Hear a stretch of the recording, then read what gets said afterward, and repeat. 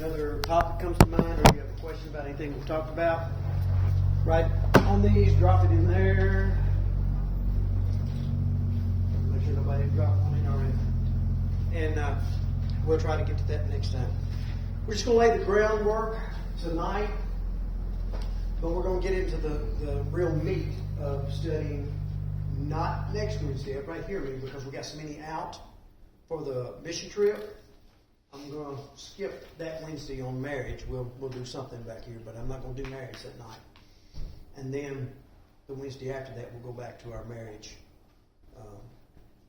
class. All right, another little saying for you before we start tonight. You hear this all the time. Happy wife, happy life. I'll tell you that's a lie. Happy house, happy spouse. If it's all about the wife, eventually it's not going to work.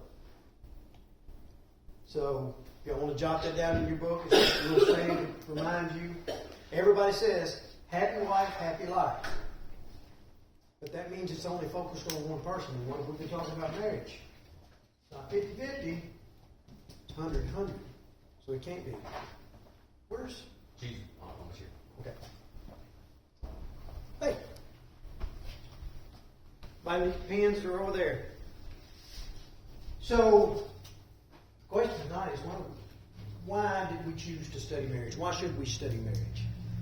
And I'm going to give y'all a bunch of statistics tonight, just so maybe it will sink in how serious things are, especially in the United States with marriage.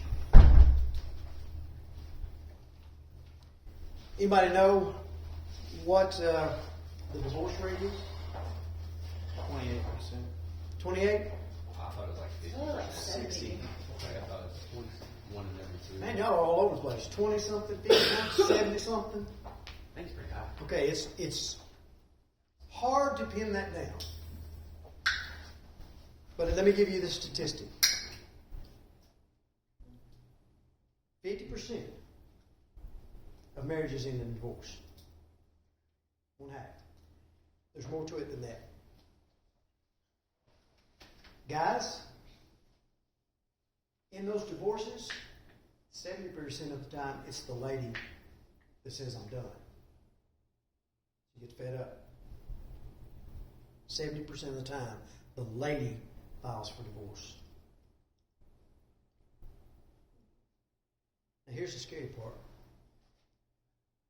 There's no significant difference between the world and the church in that divorce rate. That's scary. It should be much better in the church than it is just anybody in the world. Because what does the world say about divorce? It's fine. Just find another. If you figure you don't like something about your partner, divorce them and marry another. How many times can you marry? Don't matter. I mean, you just keep on marrying. I know a couple that's got 7 marriages between them.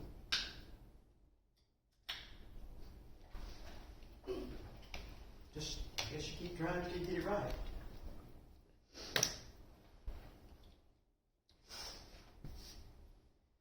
Okay, now here's why that rate is actually hard to pin down. It's actually decreased because a significant number of people are choosing not to get married now and simply living together. The politically correct term is cohabitate. So the divorce rate actually got up over 51%. So it's actually coming down just a little bit. But that's not a true figure because folks just aren't getting married now. And oh, by the way, those that live together, between 76 and 80% of those fail. If they just decide to live together, never get married, about 76 to 80% of those fail. So I don't know why folks keep doing that. It doesn't work. Here's a scary statistic, and it's a little old, and I apologize, there's not a new one out there. In 2010, you want to take a wild guess how many people in marriage committed adultery? Or at least those that would admit to it? Like a percentage? Yeah, 70. a little high, thank goodness. 34. A little low, unfortunately. 48. Somewhere around 48 to 50. Now, there were certain pockets that was down around 25%. That was us, the church. But overall, in the United States, somewhere around 50% of adults who are married said they committed adultery. I study marriage because folks don't have a clue what marriage is about. Let's keep going. Why study marriage? 1 in every 5 couples will struggle in their marriage. To the point, I'm not talking about we disagree. I'm talking about I'm not sure this is going to work strong. 1 in 5. Even the ones that decide to stay together. 1 in 5.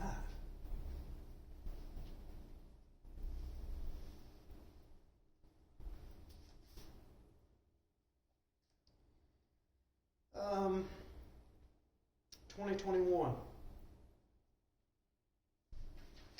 I'm going to take a guess of the number of births to single parents, percentage-wise.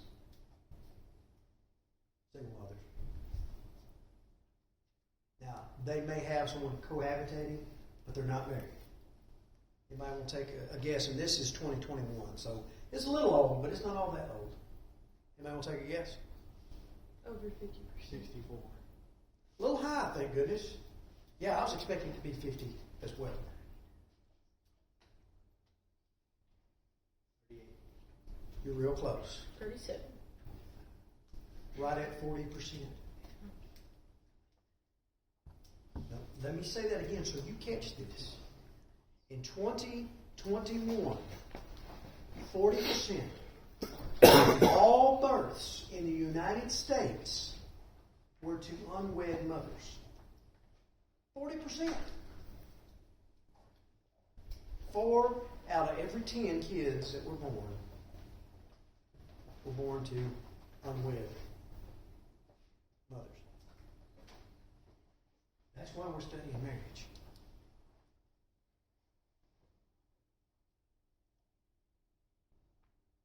How many? So there's a lot of single parents, obviously. We'll take a guess of the number of that are the mothers. There are some single dads out there. 81%. 81% of single parents are the mothers. That's why we're studying marriage.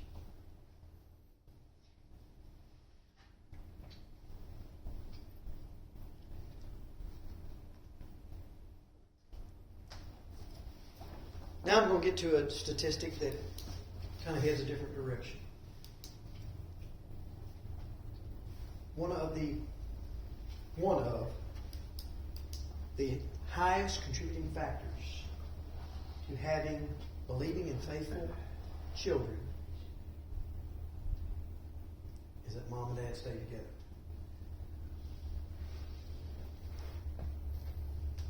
If they don't, the percentage goes way down where the child, whatever it may be, remains faithful or even stays in church at all.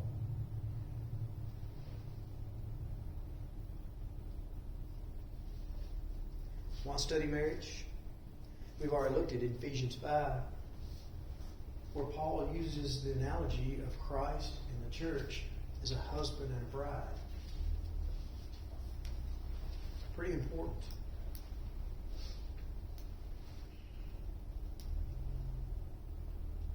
You won't find this statistic anywhere, but many history books have made this statement.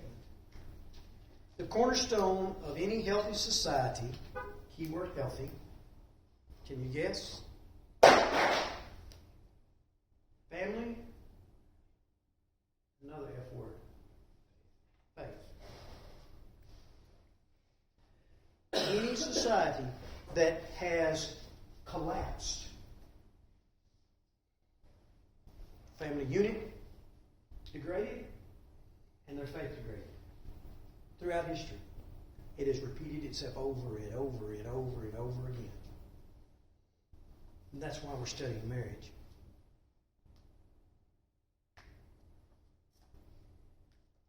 And now to the kind of the meat of what I want us to do tonight.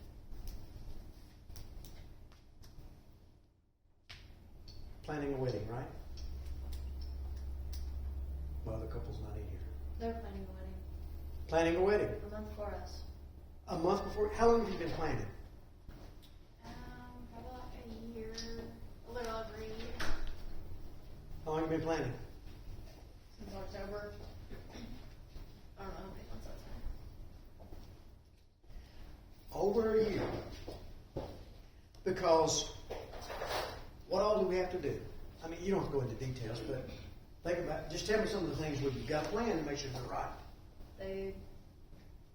Photographer. Photographer, keep going. Venue. The venue. Gotta make sure you can pay for it. Money. That's a good one. Oh, I'll throw this statistic in, and I wish you would write this one down. Statistically speaking, the more you spend on the wedding, the shorter the marriage lasts.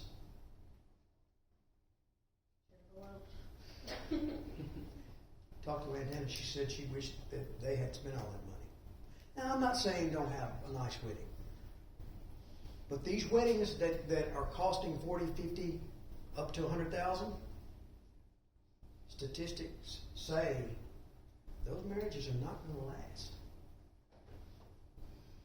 Maybe it's the strain of the finances, I don't know. But that has borne itself out since at least 2000. Every year. What else? I think Colby was asking something. Oh, I'm sorry. Go ahead. What does like a normal wedding cost? Man, you got me. I don't. 'Cause I hope it ain't like 40 grand. Well, all right. Let's say you decide to get married here. More than likely, they're not going to charge you a thing. So it's going to cost you whatever the food's going to cost you, your tux or whatever you're going to wear, bride's dress, photographer.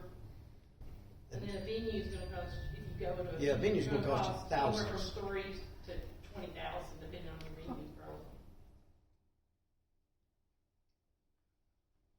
Attire. Okay, Yeah, you can get by a whole lot cheaper. But let me stop right there and say this. This is a special day for you and your spouse. You want it to be a certain way. You want to make memories. I am not saying you shouldn't enjoy your wedding. Please don't think I'm saying that. I'm just giving you straightforward facts. You want to start spending 30, 40, 50,000, your chances of staying together start going down pretty quick. 100,000 plus, 5 years or less. Can you imagine spending 150,000 and being divorced in 5 years?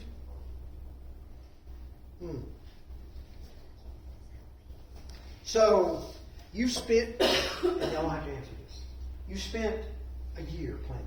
You spent months planning for the wedding.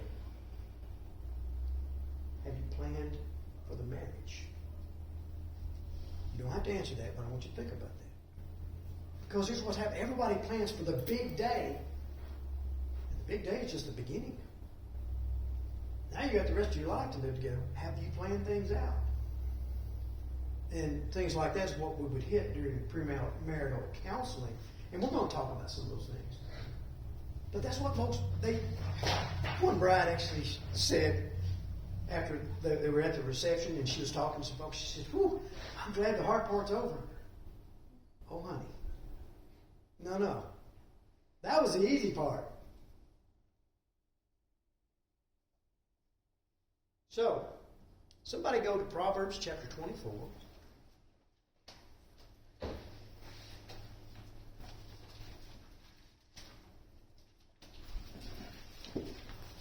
Help me out. Proverbs. Give me some information about Proverbs.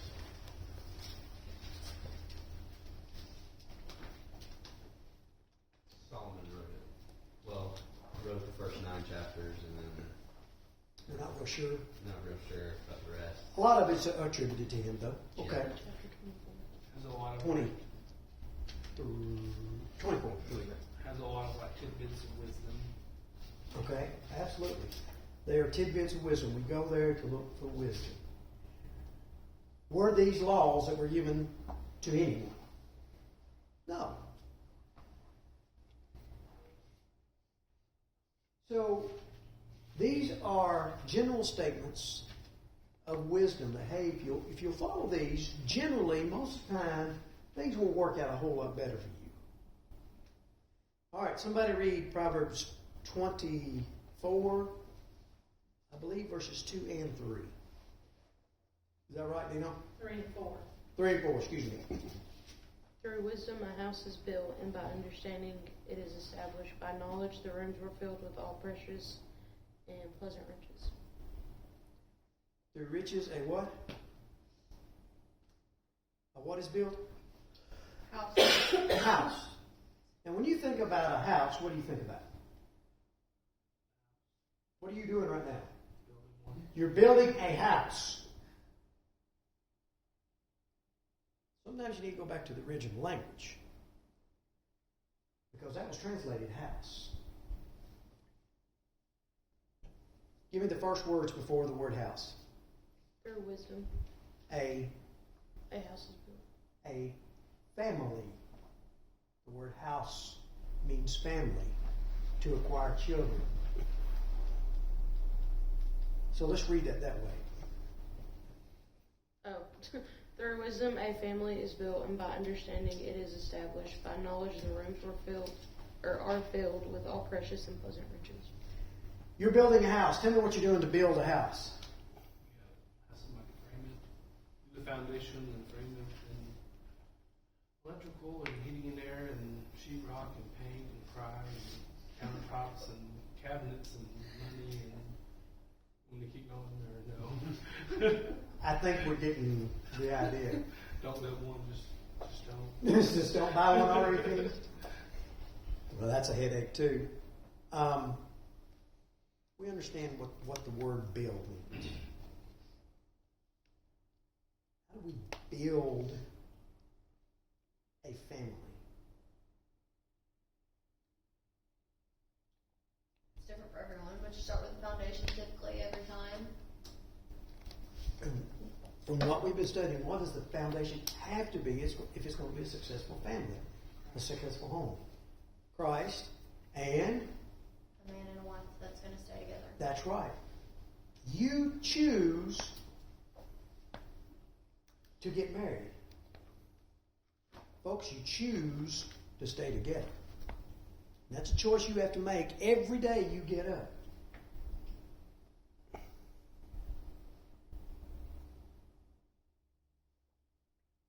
What does the word establish mean? Things like to start, to begin, same thing. That's right. To set it in motion, to make the beginning. So, to build a family, you have to establish. You've got to have a beginning. A lot of you will probably have something in your home at some point where it has your name on it and established whatever date you got married. I mean, that's a big thing now. That's when that family began. Okay? And then what does it say? Something will be filled in the rooms? By knowledge the rooms were filled with all precious and pleasant riches. Well, surely I don't even have to ask what filled means, right? Now, you understand that even this is a type of poetry as well, right? So there's some analogous terms in here, and it's meant to be figurative sometimes. That's why it was translated house. But this is talking about establishing your home, your family.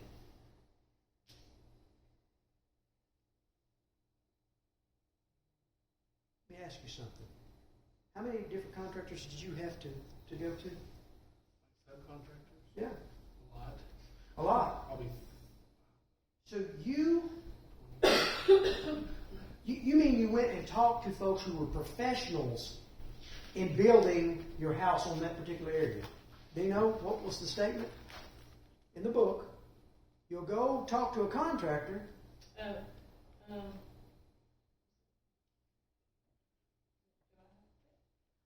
said you wouldn't build a house without consulting the architect. So, in this situation, Christ is, or God is the architect. So you wouldn't, but some people don't always have an architect, but they usually have one main contractor before they subcontract out. So you have one, you wouldn't build it without talking to them. Because, sometimes we have really grand ideas, and you present them to the builder, the contractor, or the architect, and they look at you and say, that sounds great, but let me tell you what that's going to wind up being. You don't want that, because in X many years, this is going to happen, this is going to happen, this is going to happen. You don't need to do that. I see it that way as God being the contractor or the architect, but I also see it as your partner being that, because some of us have had multiple boyfriends, multiple girlfriends, and obviously not every one of them is going to work out. So maybe it's like, who are you going to build that life with instead of, if they have God in their life, obviously that's a foundation enough. Absolutely. So the two need to consult the architect, Christ. You need to have the same direction. Here's what we want to do. Physically, spiritually, emotionally. There's lots of questions you need to ask before you get married. In fact, I've got a funny video I'm going to show y'all next week, but I didn't have time this time. One of the preachers does a kind of a skit, not a skit, but a funny asking questions. Do you do this? Do you have a job? Do you da-da-da-da-da? It's pretty funny just to listen. But the things we need to ask. Something as simple. What kind of traditions are you going to have when you get married? Which holidays are you going to spend with your parents? Which ones are you going to spend with yours? What time are you going to have for just your family? When I mean your family, you two or whoever else is part of that family. What about friends? Are you going to hang out with only a certain group of friends? Y'all got different friends that you're going to hang out with, this, that, and the other? What are you going to do? Those are things to talk about, because expectations need to be set out at the very beginning. And I can tell you right now, a guy that wants to go do anything but come home when he gets off work, don't ask her to marry. If you don't want to come home to your wife, don't have a wife. She's been working probably all day too. She deserves your attention when you get home. And a lot of guys do that. They'll go bowling, or they'll go do this, or they'll go hang out there. We had there were more acquaintances in Kentucky that, not just once a week, but several nights a week, the men all gathered at one guy's shop to play poker. Yep. And the wives were taking care of the kids and running them here and there and, whatnot. And they were over there doing what they wanted to do.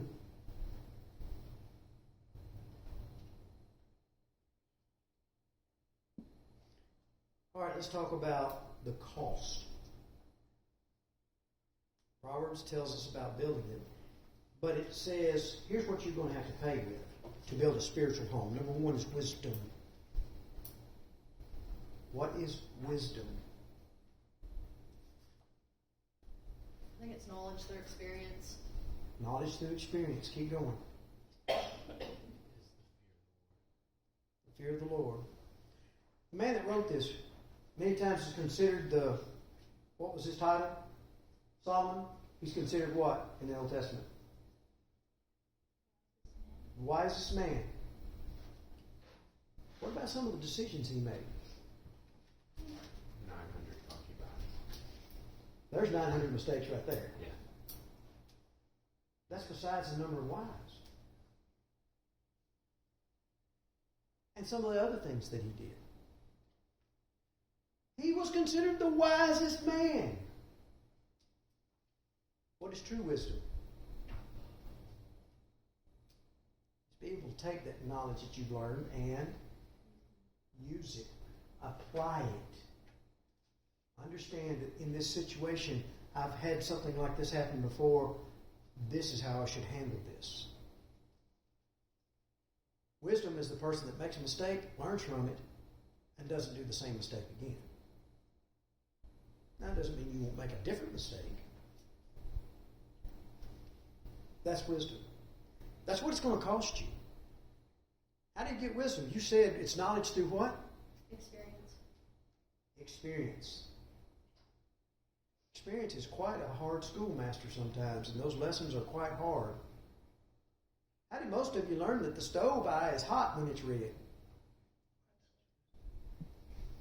Do you remember that lesson? Do you remember that lesson? Why do you remember that lesson? It hurt. Experience causes pain sometimes. But unfortunately, some of us are hard-headed, and that's the only way we learn. Got to touch a hot stove, burn our hand. True wisdom. I got to ask, did any of you touch it a second time? Did you really? I was just a butt to my mom and dad. Did it hurt as bad the second time? No, because I kind of knew it was going to hurt. Oh, you got slipped up on it, did you? She's like, don't touch the thing. I was like, okay. You're just going to be hard-headed. Okay. The second thing that it will cost you. Read it again. I'm lost, sorry. With all precious and pleasant riches. Okay, now read the next verse. Oh. A wise man is strong, yes, a man of knowledge increases strength, for by wise counsel you will wage your own war, and in a multitude of counselors there is safety. That don't sound right. I'm going to go back up. By wisdom a house is built, and by understanding it is established. Now we said established means this is the beginning. This is the start. This is my foundation. What is understanding? Oh, you You're good. You're good. I'm like looking at it now. What is understanding? Comprehending something. Comprehension.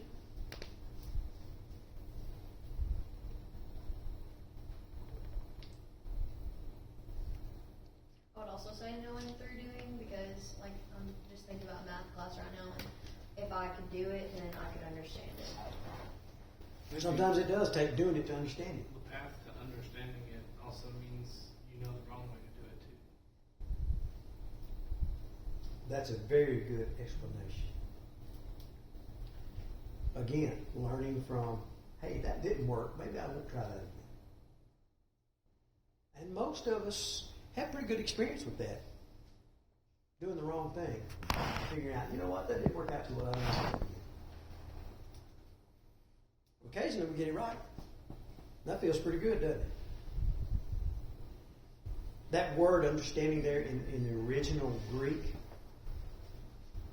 can mean the word discretion. You got something to add back there? Time? Are we out? It's 7, depends on you. All right. So, and then I'm going to finish this up. Knowledge. Knowledge means you got to be willing to learn, folks. You got to understand you don't know it all. You need to be able to listen to your partner, hear them from their perspective, and vice versa. Guys, ladies have perspectives we don't have. Ladies, sometimes we have perspectives you don't have. How about we share those perspectives and use them together to make a decision?